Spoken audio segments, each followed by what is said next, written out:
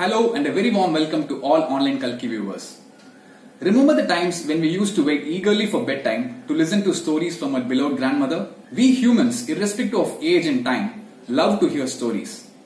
Even when we have an important task at hand, we tend to put down our work temporarily to listen to someone who's narrating a story.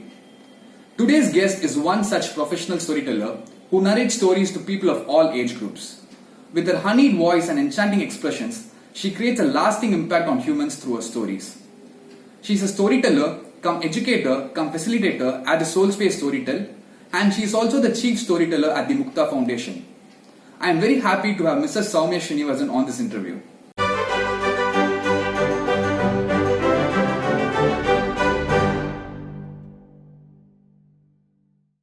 Welcome, ma'am.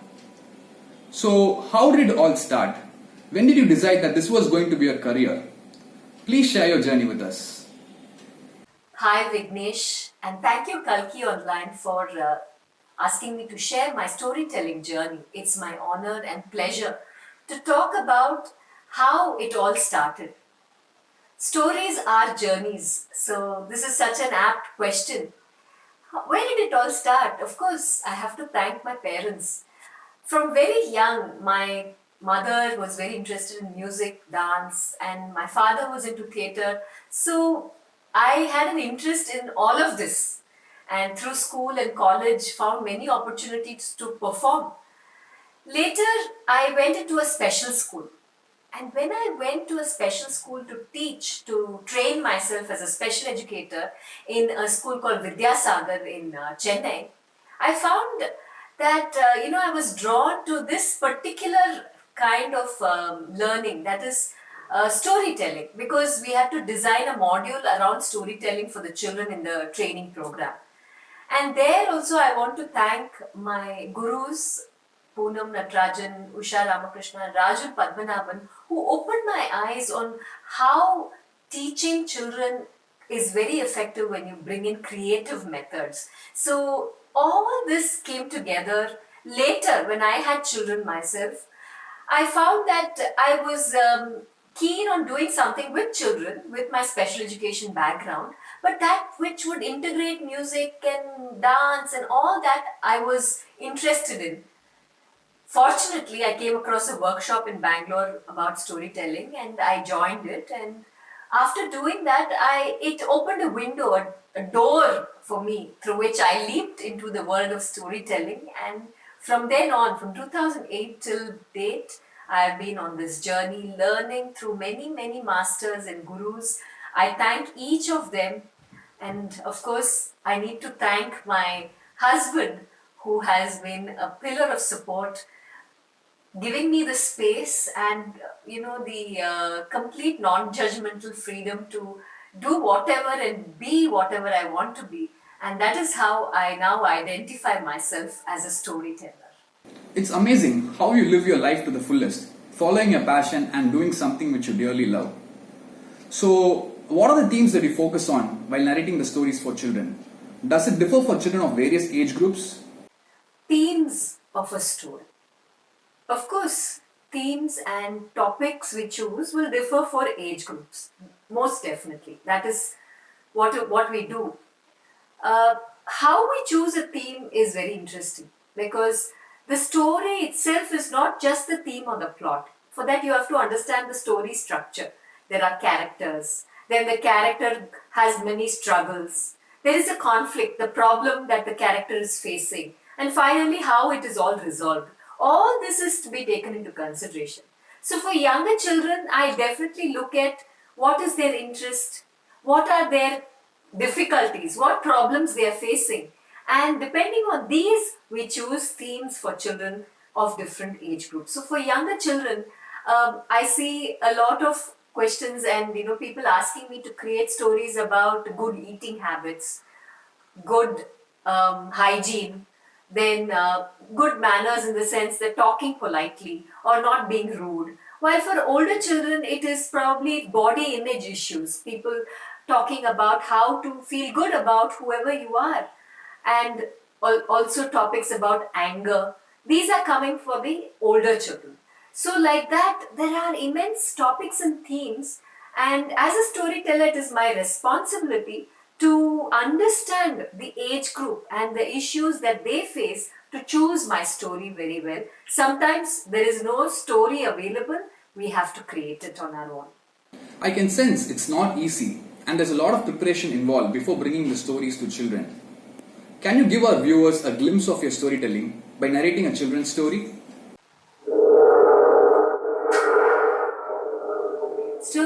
Stories everywhere, stories here and there, stories for you and for me, stories, come, let's share. This is a story about a crocodile. He's the hero of our wonderful tale. Come, let's go down to the river and meet him. Once upon a time, there was a lovely little river where lived a very hungry crocodile. Hungry.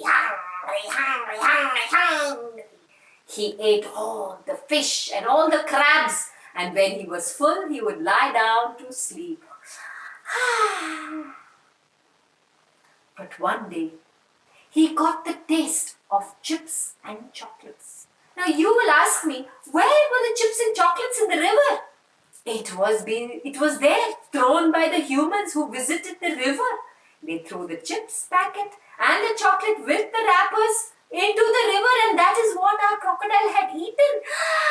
Cut, cut, cut, cut, cut, cut. I love chips and chocolate. I'm going to ask the river fairy to do away with all the fishes and all the crabs and only have chocolates and chips in the river. So that's what he did that night. He prayed to the river fairy. Please, river fairy, please grant me this one wish.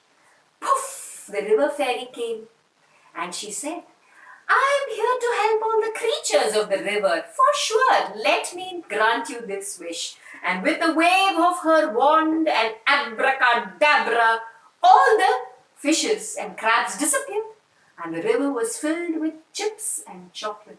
The next morning, our crocodile woke up and couldn't believe his eyes. Oh!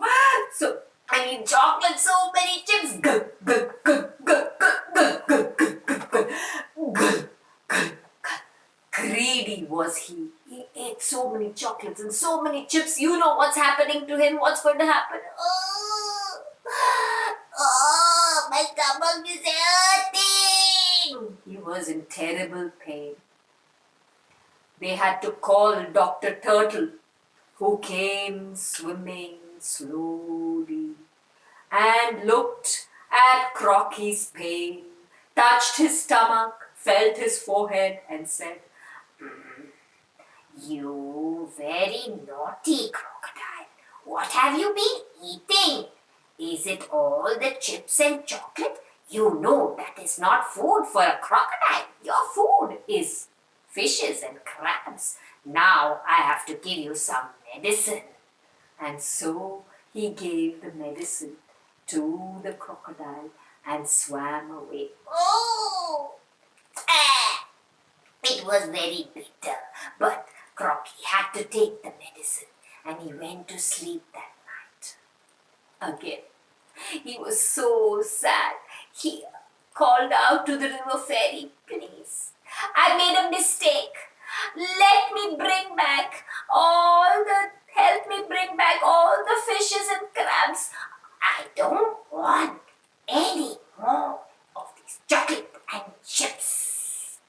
The river fairy looked at him and said, Hello, crocodile. Once I've given a wish, I cannot take it back. You will have to work for it. All right. Now, tomorrow, go to the river and go pick up all the packets of chips and all the packets of chocolates and throw it out. Clean the river. Then I'll bring the fishes and crabs back. And so Crocodile had to go and clean the river one by one. One by one, he took the packets and threw it to outside. He cleared the river and went to sleep tired. But when he woke up the next day, everything was back to normal. His fishes and crabs were back, and he felt big relief. Now I won't eat any more chips, no chocolates for me. My food is mine to eat. I'm going to have only crabs and fishes from now on, and that too only when I'm hungry. Hungry, hungry, hungry. So, children, remember that junk food is not good for your tummy. Remember to have good food, the food that you are supposed to eat. And when you're hungry, eat the good food always. That was spectacular. I can imagine from the kids' perspective on how they really get involved with the stories, especially when you use those extras like the crocodile and the turtle. Moving on to the next question. We heard that your first storytelling experience was to a group of special children. How challenging is it to conduct storytelling for those special children? Thank you for this question. It's a very touching question for me because, yes, my journey, my first storytelling experience was to a group of 10 special children. And the name of the school, it's called Vidyasagar now. Back then it was Spastic Society of India. And I owe all my understanding of children to Spastic Society of India, Vidyasagar, the gurus and teachers over there who taught me about learning, about children, education and creativity. Thanks to Poonam, Usha, Rajul. I must mention their names here.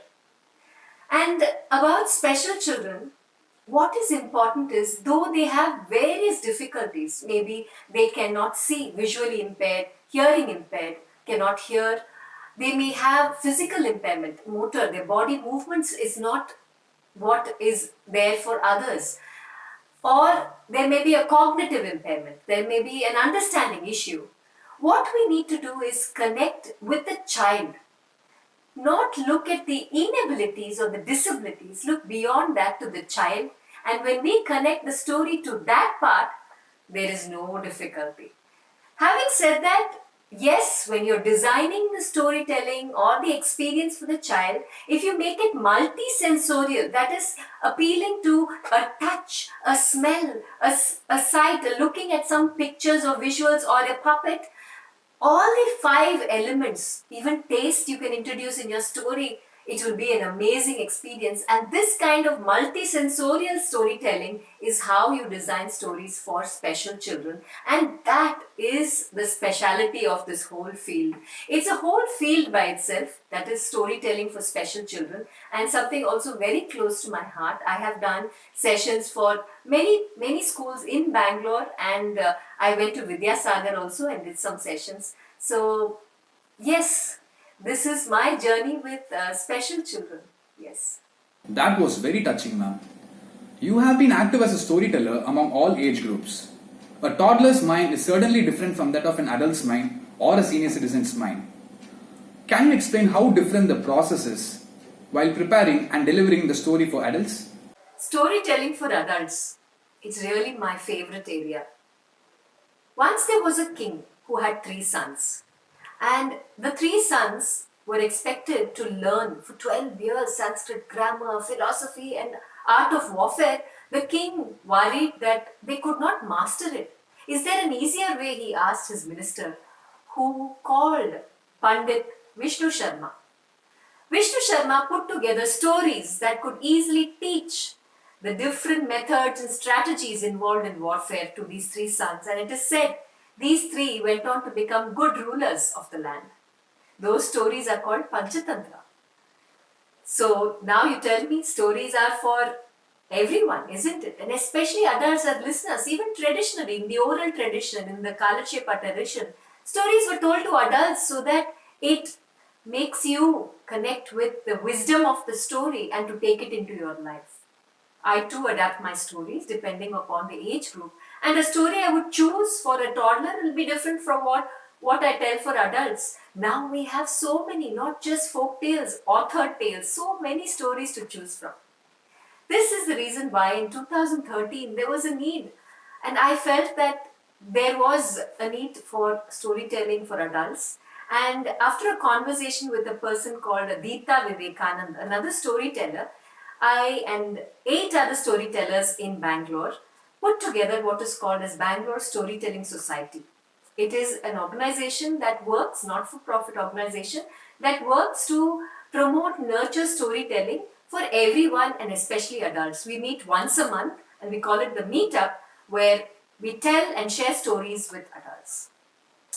Then I also, 2-3 years back, with my background in psychology, decided that stories are wonderful tools for healing. And along with Deepa Mahesh, I stepped into the field of healing with stories. While I presented the story, Deepa would help process it by trying to understand how we personally connect with the story.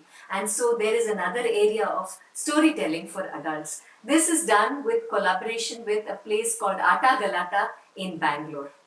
And then recently, as recent as this month, we felt a need that senior citizens also are listeners and they have their own interests. So why not start a storytelling space for senior citizens? And in collaboration with Singapore storyteller Sharmi Doshi and Juraya and Bangalore storyteller Shailaja Sampat, we put together Seenager Story Club. Seenager, one who has seen it all, or a teenager who is senior. So to cater for all kinds of people, stories are the medium to connect, nurture, and help us get perspective on life. That's nice, ma'am. What you just told complements the comment that I made in the introduction. People, irrespective of age, love to listen to stories. What are the techniques that you incorporate to make your storytelling interactive and participative?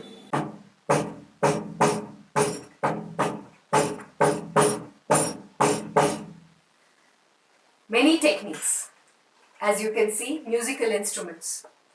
One way of interacting with the participants is to use musical instruments, simple beats, simple rhythms, that really gets everybody's attention. Another technique that I use a lot is a little bit of music in the stories. Mohini, the brave girl, climbed the mountain, step by step, all the way up. So an important part of the story is sung. That is also part of our oral tradition. You know that traditionally stories and songs go together. So here I incorporate a rhyme or a song in the story. That is also a technique. Or it could be characterization. Act out the character that we are acting. And the old woman, she said, "Little Mohini, you know." So you act out. So that is also another way of attracting. Participating with the audience is a kind of a give and take. So another way that we do is we ask them to repeat. I will tell a phrase and ask them to repeat. So clap your hands, and the audience is asked to repeat to get themselves into the story. Elements of this will be in many parts of the story, maybe the beginning, the middle, and the end. And of course, when you're working with very small children, can you not be far from puppets? We use puppets to, dolls, puppets to make it more interesting and participative so children get into the story. What else can I tell you? What else? So there are many techniques. In adult storytelling, we use language. We play with words. We use puns. We use a lot of visualization. That is also a technique. The mountains were tall, filled and covered with snow, with rivers flowing by, gurgling, making a wonderful gurgling sound, cold and silvery. Visualization of the story. So, such wonderful methods are used by most storytellers, and these are some of my methods that I share with you. It is interesting the way you use so many tools to convey your stories. Nowadays, many corporate companies hire professional storytellers to engage their employees in a storytelling session. How important do you think it is to master the skill of corporate storytelling? What are its benefits? So, you're asking me about corporate storytelling. My area is education, and I am more of a counselor and use it with children and adults. But to comment on corporate and business storytelling, it is quite different from the kind of storytelling that I do. Yes, I have done sessions for corporates, but more for children, or if I'm doing for the adults, it is to get connected to some theme of empowerment to do with women, or it could be a theme of how the corporate parents can engage with their children.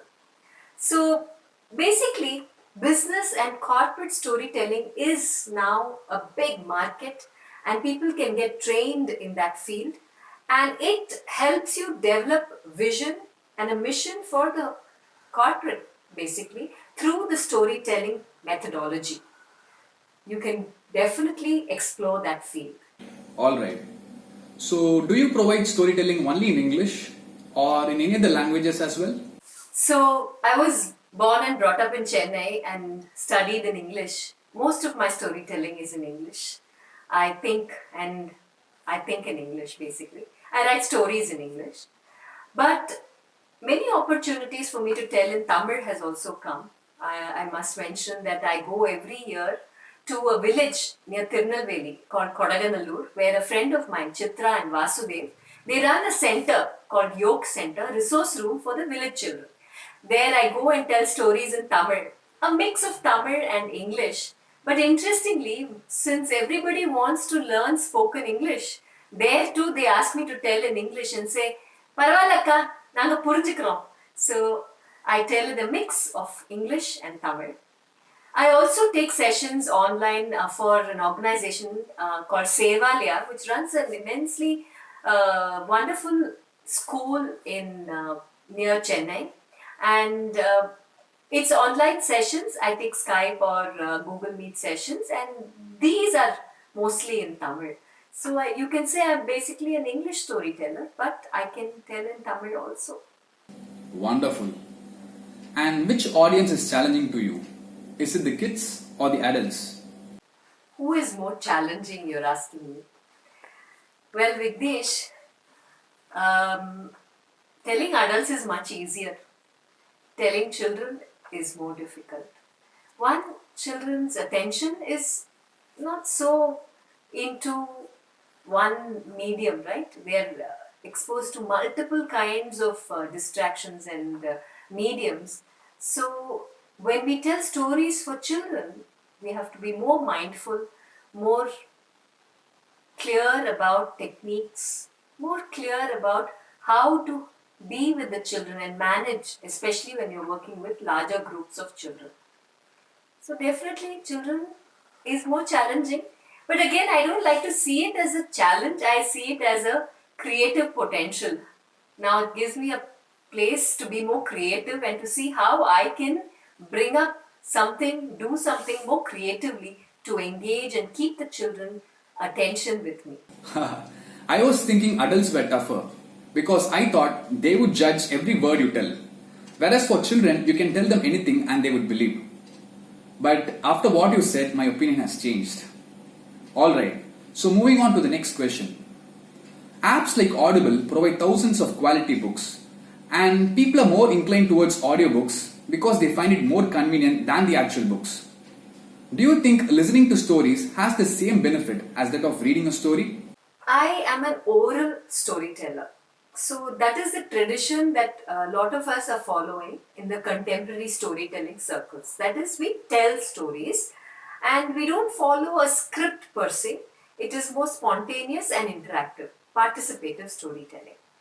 So when you talk about Audible and books that are read online, storytelling, when children listen to stories, listen more, they form a habit of reading and going to books more. It's the other way around.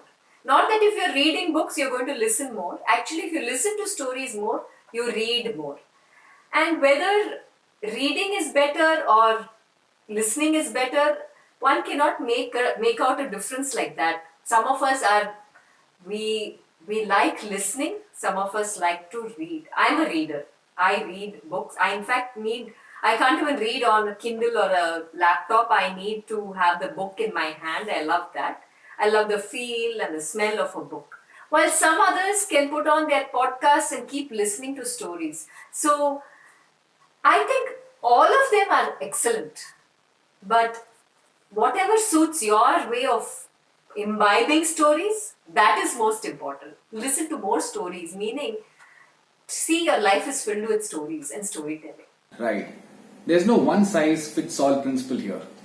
People have to see what works for them and then consume the resources. You would have narrated plenty of stories to countless number of people.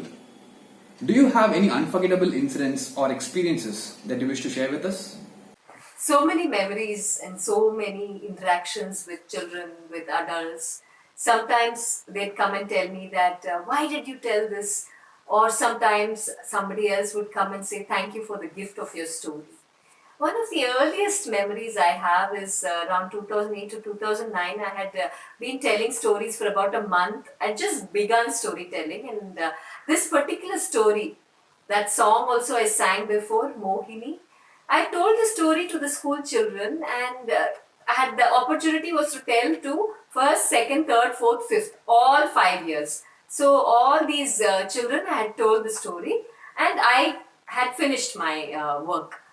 But later, when the school had organized an event where they had asked children to come up and tell a story that they had heard from the storytellers, and that was their favorite, to tell it.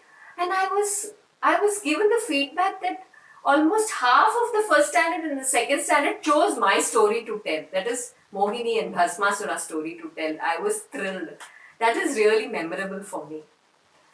Yesterday, I did a storytelling session about my trip to Bhutan.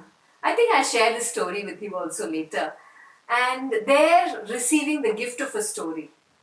And again, it was an online session, but it was received so beautifully that it still stays with my heart. People coming and telling me, thank you for the story.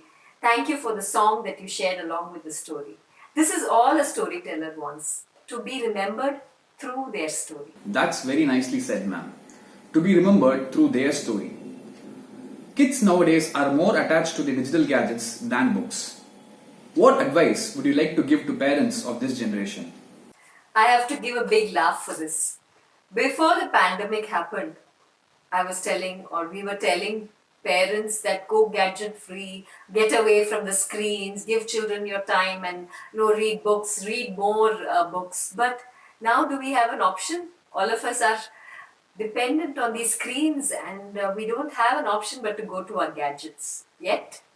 My advice to parents will be that be the change you want to see in them. If you start reading, pick up a book and read, then your children are going to read. They're going to pick up that habit, and if you've been doing it from very young age, they're going to be readers. They're going to love books as much as you do. So we really need to be what we want our children to be. If we want to see kindness in them, we have to show that. If we want to see good reading habits, we have to show that to the children. Then they'll pick it up for sure. Very well said. Parents should be the ones to set the right example for their kids.